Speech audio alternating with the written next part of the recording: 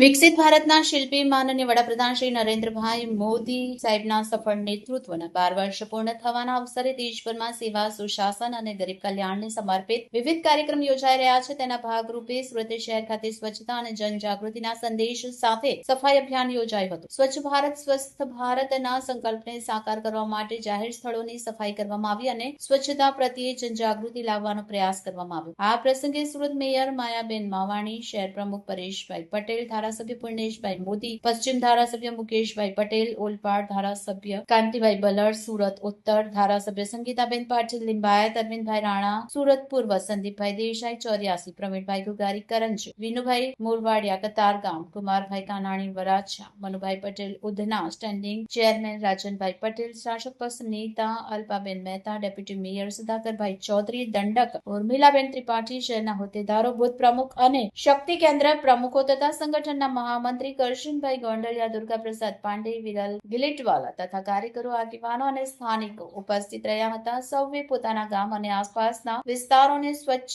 સુંદર અને સ્વસ્થ રાખવાનો સંકલ્પ વ્યક્ત કર્યો. આ કાર્યક્રમમાં કોર્પોરેટર શ્રી, વોર્ડ પ્રમુખ, મહામંત્રી, બુથ પ્રમુખ તેમજ મોટી સંખ્યામાં કાર્યકર્તા ઉપસ્થિત રહ્યા. ઉપસ્થિત સૌએ સ્વચ્છતા પ્રત્યે જનજાગૃતિ લાવવા અને સ્વચ્છ, સુંદર તથા સ્વસ્થ સમાજના નિર્માણ માટે સંકલ્પબદ્ધ બની સફાઈ અભિયાનમાં સક્રિય સહભાગિતા નોંધાવી. વડાપ્રધાન શ્રીના સ્વચ્છ ભારતના સંકલ્પને સાકાર કરવા માટે આયોજિત આ કાર્યક્રમ સફળતાપૂર્વક સંપન્ન થયો હતો. કાર્યક્રમ દરમિયાન સ્વચ્છતા જાળવવા, પર્યાવરણનું સંરક્ષણ કરવા તથા જન સહભાગિતાની સ્વચ્છ અને વિકસિત ભારતના નિર્માણ માટે પ્રેરણાદાયી સંદેશ આપવામાં આવ્યો. Bureau report A to Z news, Surat.